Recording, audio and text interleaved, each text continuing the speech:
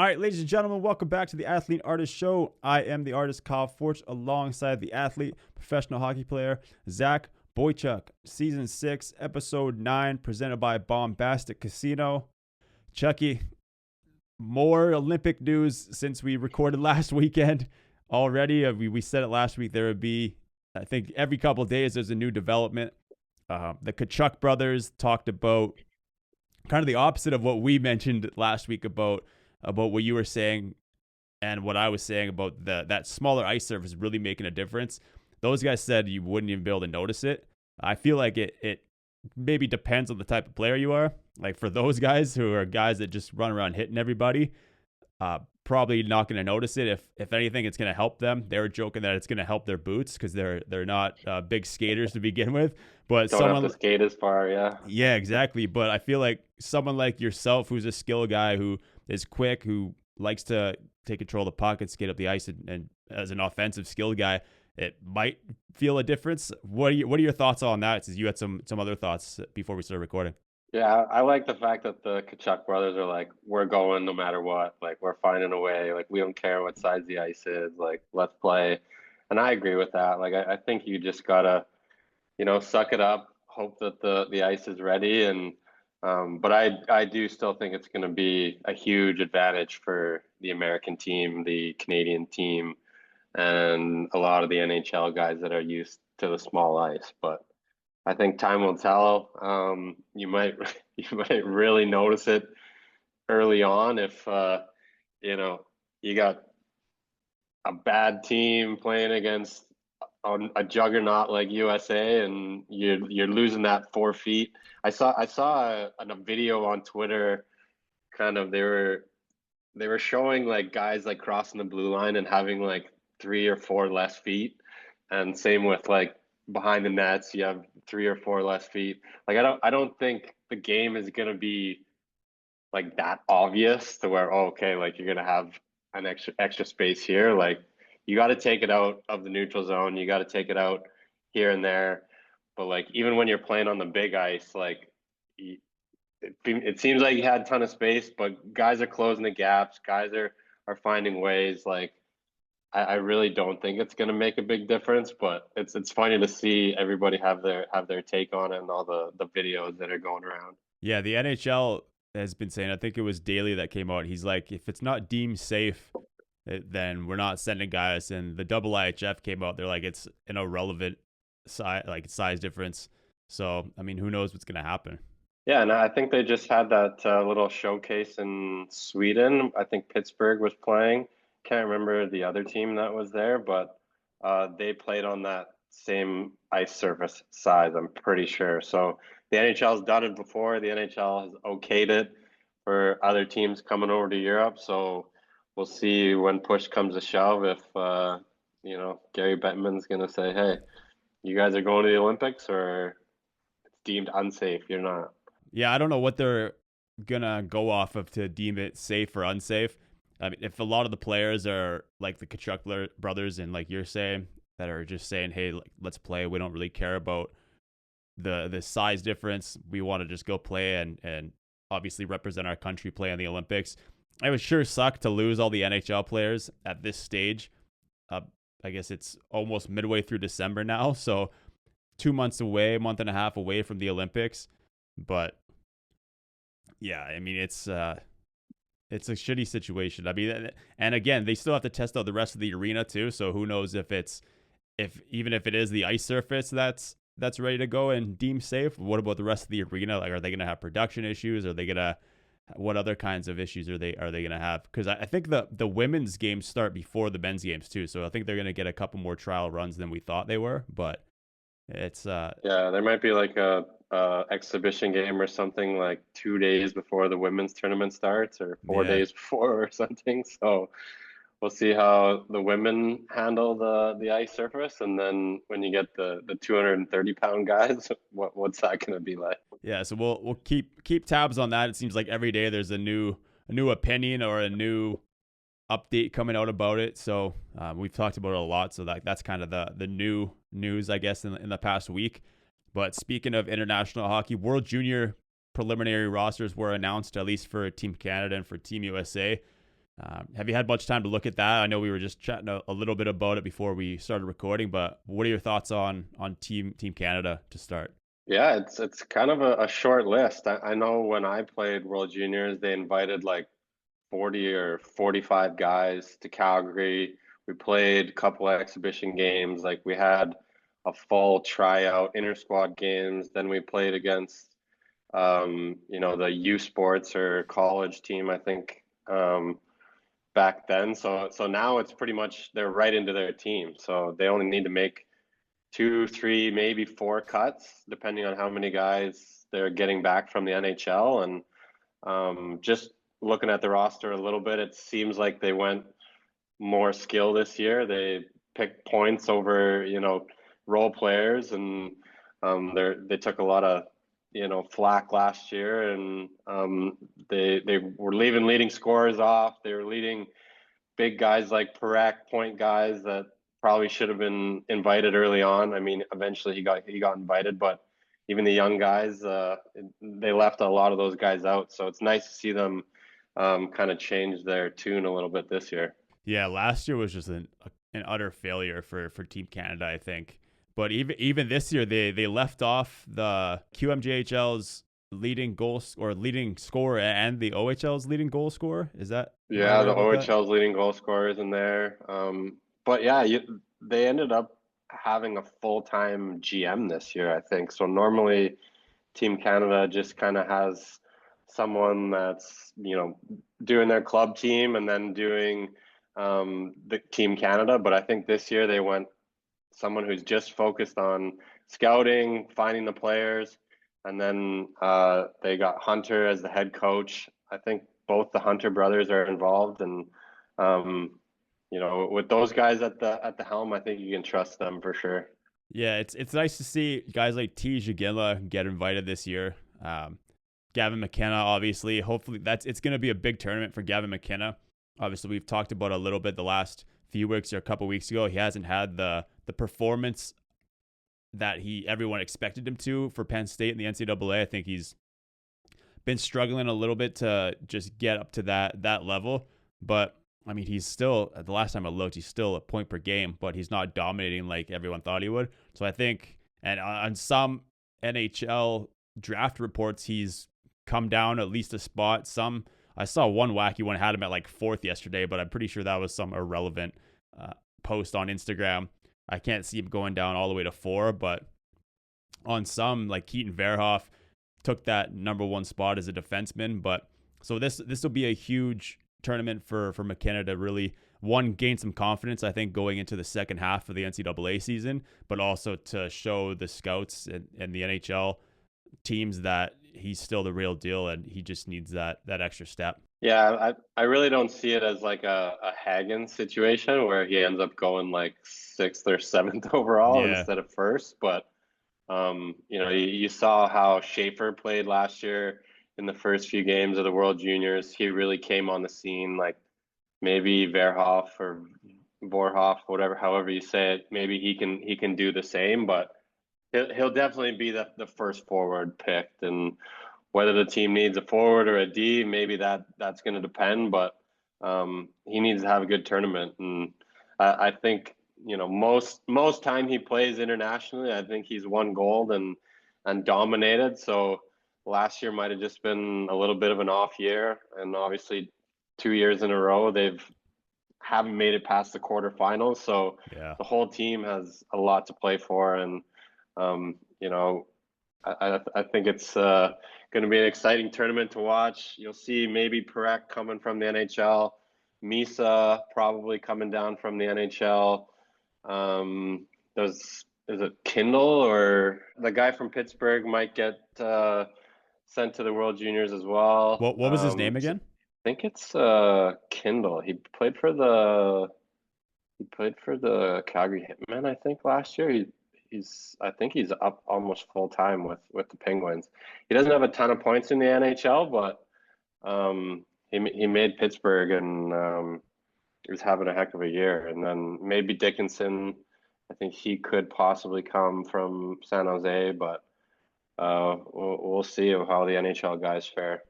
Yeah, I don't see either of those guys on the preliminary roster. Michael, Yeah, so they're still waiting to see if those guys come down. yeah, Is it Kindle? Ben Kindle, 18 years old. He made the Penguins. He already played 25 games this year. Misa's only played 7 for San Jose, 3 points. So yeah, Yeah, he'll he's been definitely. hurt, I think. Oh, okay. Yeah, so he'll hopefully be on the team. I think that'd be great for him. Perek, like you mentioned, I think is will be great for Perek, especially leaving the kind of the dumpster fire that Calgary is right now. Just getting some confidence Yeah. back in World Juniors. Brady Martin is a big one. He's been playing in Nashville a little bit, or at least to start the season he was. But so that's a good pickup for Team Canada for the World Juniors. Yeah, he'd be like a perfect third or fourth line center. It seems like they're stacked at center. Yeah, he played 3 games to start the year in Nashville. Got sent down, but he's went down to be the captain of the Sioux Greyhounds in the O. He's had 16 points in 13 games. So in The terms of goaltending looks really good too. yeah, hopefully that's been iffy the last few years too. Like I feel like Team USA always has more solid goaltending than Team Canada does. So that'll be interesting. Team USA though, like they left the top point scorer in the entire CHL off of their roster because he's in 08. Like I don't know why you wouldn't Crazy. just invite him to camp anyway and see how he fares. Yeah. Doesn't make sense to me. They And don't they that's don't like the CHL guys, even though they included a few of the other ones. So yeah, and like they're all the guys on that roster, at least from what I'm seeing, they're all 06, 07s. So they don't like those younger guys for some reason for Team USA, and I don't understand why. they always say it's a 19-year-old tournament. The more 19-year-old you have, the better chance you're gonna win. But sometimes you have those outliers that are absolute studs when they're 17 and 18. But the US, obviously, with the rule changes, they're going to have to take more Canadian Hockey League players just because lots of guys are going. They're coming back after to play college. So there's going to be more and more Canadian Hockey League players, but there's probably a few USHL players, a few college players, but um, it's not just the USNDP American team anymore. Yeah, it's tough for me to like look at JP Hurlburt like 50 points in 29 games and Stud. not give him an opportunity in the dub as an 08. Like the dub is probably the hardest league to play in out of major junior, at least in my opinion. You might be Yeah, biased. You might be biased you because you played in the dub, so you can probably say that better than me. I feel like it's definitely the dub and the O up there, but I feel like the WHL is the toughest league to play in terms of major junior. I would agree. I think the Western guys are kind of known as big, tough, farm boys that might not have the most offense, but play solid, like two-way game, hard to play against. So we do know that the Quebec League is probably one of the easier ones. There's usually a lot of high scorers there. That's why there's a lot of good goaltenders coming from there, is because it's all skill and they're getting a lot of shots and Yeah. getting a lot of goals scored on them. But yeah, it's goaltending in Canada is a tough situation right now too. But hopefully not for this World Junior team. Two returning guys. You got Carter George, and then I think it's Ivankovic or something as the second guy. So and they were both on the team last year. So Landon Dupont, one of the guys that didn't get invited. You mentioned before we start recording, injuries have been kind of holding him back this year. yeah, tough start. I mean, he's young. He's 16 years old. Yeah, Second year in the league, fighting a little bit of injuries, I think, right now. So, he's always played up and played for the under 18s at a younger age. Would have liked him see him, get one of these chances at camp, but there's not really any camp. So you kind of just got to go with your top guys that are healthy. yeah. He's got 19 points in 24 games this year. He had 60 and 64 last year. Like, so maybe he'll be a last minute addition. Who knows? Anything else on World Juniors there before we move on? Oh, that Ivankovic, he plays for the University of Michigan. So he's one of those guys that Hmm. played in this OHL and played a couple of years there and went straight to he's a second round pick by Nashville. So they got two really good options at goalie. How's he doing it in Michigan this year? He's played 20 games. He's got 1.90 goals against, so 16-4, 927 save percentage. So Nice. I mean, you're on Michigan, you're gonna be Yeah. pretty good. They're a bit of a Yeah. wagon. So Yeah, they're one of the best teams in the NCAA for sure. yeah. Uh, you mentioned before we started recording injuries again. I mean, we just talked about injuries at the for Landon DuPont in junior levels, but injuries have been plaguing the NHL all season. Everything from hits to barbecues, like out of play, like there's just random stuff slipping on glass. Like, Yeah. what are your thoughts Injuries on? at restaurants, like Yeah, all the things. Yeah. you mentioned the Trouba hit. I forget who did he hit and put out. I think it was Leonard. He's Yeah, on that is yeah Washington, and he's going to be out for a while, which kind of sucks. I don't know if it's sucks for them. He's been doing well. concussion or shoulder or something, but just like kind of one of those hits that it's he was in a tough position. There's another guy kind of defending him. He kind of went behind the net, kind of like admired his pass a little bit. But yeah, like when Trouba's on the ice, you got to know the Trouba train could be coming for you. And sure enough, he comes up from the other side of the net. A little bit of a high hit, in my opinion, which Trouba is kind of known for. A lot of people say that it wasn't a hit to the head. I feel like when you're hitting that high in a blindside situation, he's in a vulnerable position. It's not a hit that I'd be making. If I am gonna hit him, I'd hit him a lot lower, like kind of more in the stomach, more in the hip. But that's not Trouba. He's kind of got his shoulder in there, whether it was shoulder first, then head, or whether it was. There's some angles on Twitter that are just showing that it's straight to the head. Mm. All the Caps fans are pretty upset about it. But yeah, Leonard's going to be out for a while, and no suspension for Trouba. You're not a huge fan of Trouba, hey? I just feel like there's so many times where he's just reckless, and not only is he reckless to the point of his body, but he's reckless to the point of other people's bodies. So Yeah. it's I've had a small concussion in my career, and you don't wish that upon anybody. I think if you're out there, you're going to separate the man from the puck. Sometimes you got to play hard and play tough to play against, but in the end, like, you're hitting guys so that you can get the puck, and Yeah. I don't think he's ever hitting guys to get the puck. He's hitting to hurt. He's hitting to uh, get that TSN number one play on Sports Center, and it's reckless, and a lot of guys have been hurt by him over the years. What about compared to a guy like Tom Wilson? Do you think there's a difference, or do you think Tom Wilson is kind of similar, besides the fact that Tom Wilson puts the puck in the net a little bit more? I feel like early on in his career, he was a little bit reckless. I feel like as he's gotten older, he's gotten smarter. He knows the times to do it. I love the fact that Tom Wilson, went up to Trouba and asked him to fight, and obviously Trouba said no. He's like, not going to answer for a huge hit to one of the young guys, which is kind of crazy. But you see Tom Wilson's game. He's scoring goals. He's putting up points. He's like the heart and soul of the Capitals right now. So I think in the past he was a little bit on the edge. Now he's gotten a lot smarter over the years.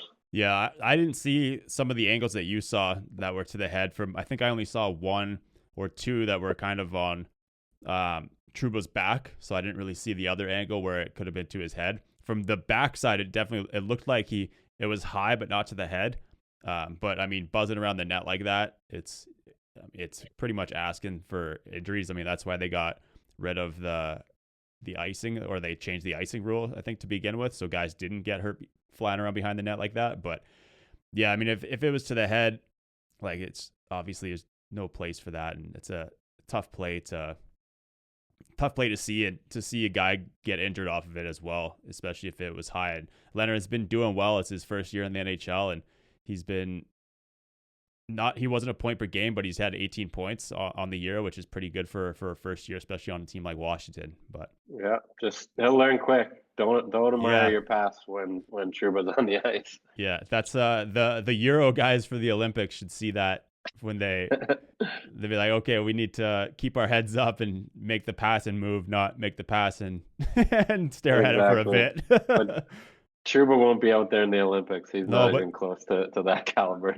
But Tom Wilson will be. Wilson. Yeah, exactly. Keep your head up. Last thing before we get out of here, but Quinn Hughes could be getting traded from Vancouver. Everyone's saying New Jersey. I heard Philadelphia is inquiring about him, which could be a good place for this season. But Detroit too, right? I think they're kind of in the mix. But I'm also hearing like any team that's not New Jersey would be kind of silly to trade for him. Everyone is like he wants to go play with his brothers, and imagine that, seeing not just three brothers, but three superstar brothers playing together on one team. Like New Jersey would be an insane team having all three of those guys. Yeah, would they be D partners together, him and Luke? That'd be interesting to see. That'd be cool. You get all three of them out there for like the 3-on-3 in overtime. See what they can do. They're gonna have to put the first letter back on the jerseys if they get all three of them, so the fans can keep track. I noticed they stopped doing. I don't know when they stopped doing that, but they used to have, if they had two guys with the last names, whether they were family or not, they'd have the first letter of their first name on their jersey. It'd be like Luke Hughes or whatever, or L. Hughes or Q. Hughes. Now if they have three of them, they're gonna have to bring that back. I think they might have did that in Carolina. They called up the young Stahl brother one for the last 2 games of the season, and there was a Jordan and a Jared, and one had JA, one had JO, and they were all, one was number 11, one was number 12, and the guy they called up was number 13. So could be a similar situation in New Jersey to have 3 brothers playing together. Yeah, for sure. At least for the Hughes brothers, they're all different first names, or different first letter first names. So yeah, you got Jack, Quinn, and Luke. Yeah, that's having all three of those guys playing together sounds like my NHL franchise mode. Yeah, true. You'd make a trade like that 100%. I just trade all the draft picks. In the game, it doesn't matter. In real life, picks matter, but in the game, your picks don't matter because you're probably only playing 1 or 2 seasons before the next game comes out. Yeah, not if you're the Leafs. You just keep trading away all your picks and go for it every year and lose first or second round. What do you think? Quickly, we got a minute left here, but what do you think that New Jersey could give up to get him? It'd have to be a big one. A lot of picks. I don't even know what their prospect situation. Maybe Nemec. He's doing pretty well this year, young Slovakian guy, but it's going to be a haul, that's for sure. What does Vancouver need? Vancouver needs a center. They're going to need to get Jack. Who else can you offer? Maybe Dougie on the back end too. So they'll have to give up a high level D-man, a high level forward, and a bunch of picks or prospects. Could see that for sure. Yeah. Anything else before we head out of here? No, I think that's good. Awesome. Bombastic. Thank you to Bombastic.